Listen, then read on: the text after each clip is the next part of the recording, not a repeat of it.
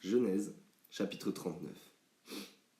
Quant à Joseph, on l'avait fait descendre en Égypte, et Potiphar, l'officier du Pharaon qui était chef des gardes, un Égyptien, l'avait acheté aux Ismaélites qu'il y avait fait descendre.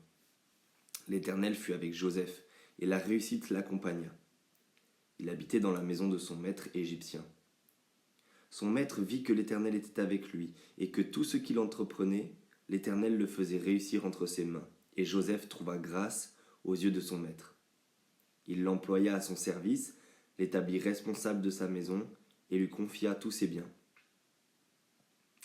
Dès que Potiphar l'eut établi responsable de sa maison et de tous ses biens, l'Éternel bénit la maison de cet Égyptien à cause de Joseph.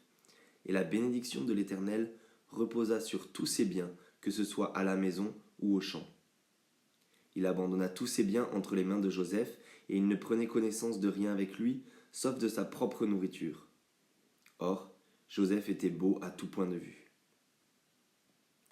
Après cela, la femme de son maître porta les yeux sur Joseph et dit « Couche avec moi ». Il refusa et lui dit « Mon maître ne prend connaissance de rien avec moi dans la maison. Il m'a confié tous ses biens. Personne n'est plus grand que moi dans cette maison, et il ne m'a rien interdit, sauf toi, parce que tu es sa femme. Comment pourrais-je commettre un aussi grand mal et pécher contre Dieu ?» Elle parlait tous les jours à Joseph, mais il ne l'écoutait pas et refusait de coucher avec elle, d'être avec elle. Un jour, il était entré dans la maison pour accomplir son travail et il y avait là aucun des gens de la maison. Elle l'attrapa par son habit en disant « Couche avec moi ». Il lui laissa son habit dans la main et sortit. Lorsqu'elle vit qu'il lui avait laissé son habit dans la main et qu'il s'était enfui dehors, elle appela les gens de sa maison et leur dit « Regardez, il nous a amené un Hébreu pour abuser de nous. Cet homme s'est approché de moi pour coucher avec moi, mais j'ai poussé de grands cris. Quand il a entendu que je me mettais à crier, il a laissé son habit à côté de moi et est sorti. » Elle posa l'habit de Joseph à côté d'elle, jusqu'à ce que son maître rentre à la maison, et elle lui tint alors ce discours.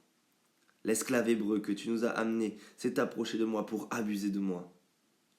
Comme je me suis mise à crier, il a laissé son habit à côté de moi et s'est enfui dehors. » En entendant les affirmations de sa femme qui lui disait « Voilà ce que m'a fait ton esclave », le maître de Joseph fut enflammé de colère.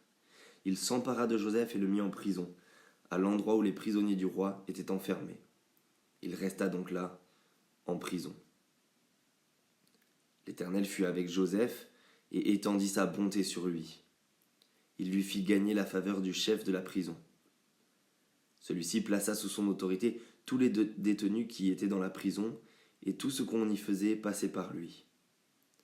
Le chef de la prison ne s'occupait pas du tout de ce qui était sous la responsabilité de Joseph, parce que l'Éternel était avec lui et faisait réussir ce qu'il entreprenait.